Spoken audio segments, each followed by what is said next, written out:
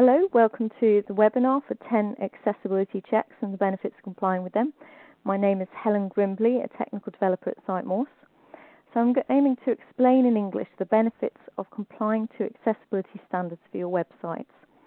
So first I'd like to outline that Sitemorse runs assessments of websites, and the report we're looking at here is the report for the British Library website.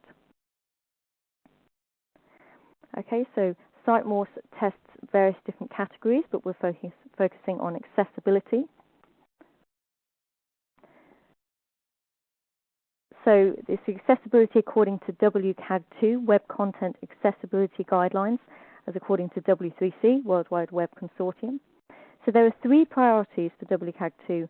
A is priority 1 requirements that must be met, or it's impossible for some groups to access some of the web content. AA is priority 2 requirements that should be met, or some groups find access to the site difficult. AAA is priority 3 requirements that may be met to make the site easier for some groups. So we've got 3 priorities there. Sitemorse has 10 priority actions, accessibility actions, that we recommend to focus on first to provide some direction for looking at the actions. Most of these are single A status items from GAAD, which in our experience will have a high impact on improving the accessibility of your website. We'll have a look at each in turn. As you can see, some of these don't have any actions, some do. But the examples aren't necessarily, that I'm showing you, are not necessarily from the British Library site report. So looking at the first one here, so we've got F41, failure of success criterion 2.2.1, 2.2.4 and 3.2.5 due to using meta refresh with a timeout. So if I just click on F41 here. So when Sitemorse runs an assessment, it copies everything into the cloud, so that's the HTML, CSS, images, etc. And this is what we call a snapshot to view the source code at that time. So here we've got this accessibility meta refresh tag here. So after a certain timeout, this page is going to refresh.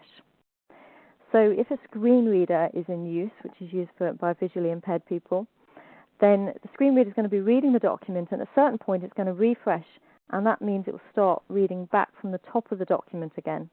So if it refreshes too soon, the person may not even be able to get to the bottom of the document before it refreshes. So it's recommended not to use these.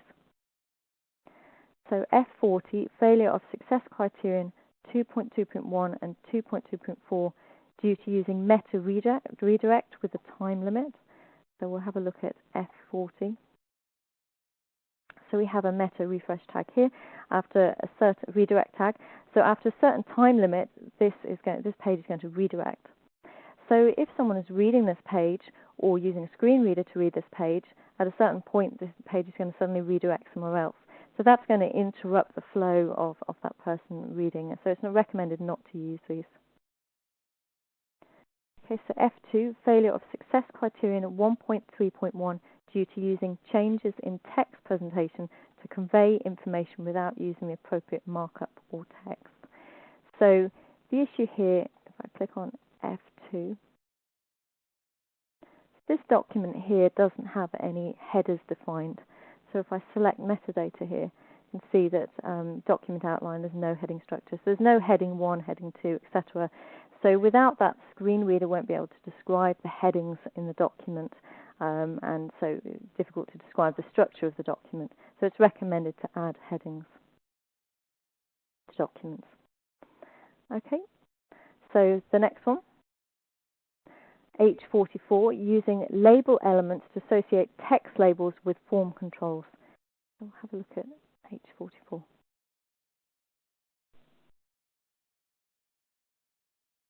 Okay, so we have an input field here. Input field Q has no explicit label, so it's not clear what this field, input field, is for. So we'll click on View Source, toggle to Page View. So it's actually talking about this field here. So it's actually the field above the search button here. So if I just click on the live page and have a look at this, it's actually it's saying to add a label to this search field here. So the screen reader will be able to read out the label, which is, for example, search the British Library, and the user will be clear about what input is needed for that field. So to add labels, if I just briefly click on this example and open. Here you can see that Sitemorse does show a link to the document, which will show examples, excuse me, of what of a label added to a field there, etc.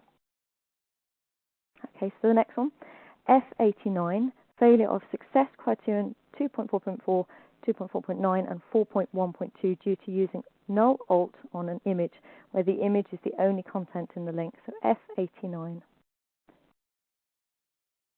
So we have a link in a document here as an aref, and it's using an image to describe that link, but it doesn't have a description associated with it, no alt text. So the screen reader won't be able to describe to the user what that link does or what that image is going to.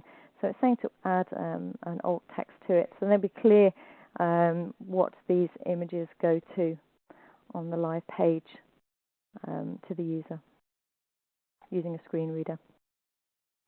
Okay, so the next one is H25, providing a title using the title element. So H25. So it's saying to add a title tag here in the header. So we'll just go to the live page. So if you add a title, that will appear here in the browser tab to explain what the page is, or if you wanted to add this page as a bookmark, that title would also be used for the bookmark. And also, if this page appeared as in search engine results, that title would also be the description as well.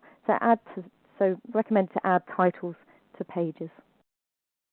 Okay, so next one, F65, failure of success criterion 1.1.1 due to omitting the alt attribute on image elements, area elements, and input elements of type image. So F65. Okay, so here we have an image in a document. This is the source for it, and it's saying to add an alt equals, again, to give a description of this image. So the screen reader can describe the image, but also, click on, and also if for some reason the image couldn't be displayed in particular platforms, the browser could show that title text as well. So it's actually talking about this field here to add a submit or description to it. Okay, so the next one, H64, using the title attribute of the frame and iframe elements.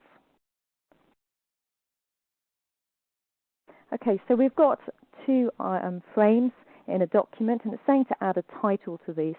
So, for example, if you had a page and it has a menu on the left here and then a main part of the document here, so the screen reader could use the title to describe to the user where they are currently in the page.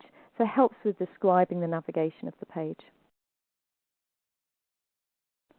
Okay, so this one here, F30, failure of success criterion 1.1.1 and 1.2.1 due to using text alternatives that are not alternatives, e.g. file names or placeholder text. So F30, look at an example of that. Okay, so we've got an image here, and the alt text is image, and so is the title. So basically, it recommends to add a suitable description here that the screen reader can tell the user what this image is. But these are very much placeholder at the moment. Okay, and the last one we have here is F17, failure of success criterion 1.3.1 and 4.1.1 due to insufficient information in DOM to determine one-to-one relationships, e.g. between labels with same ID in HTML. So F17.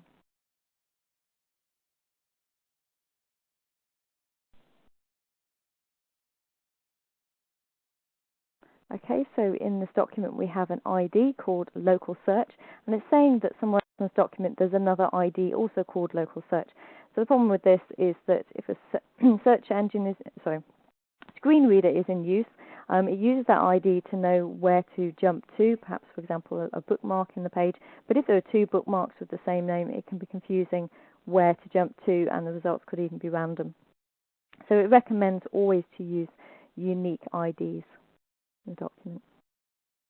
Okay, so those are the 10 accessibility Sitemorse priorities that mainly come from single A status accessibility WCAG 2.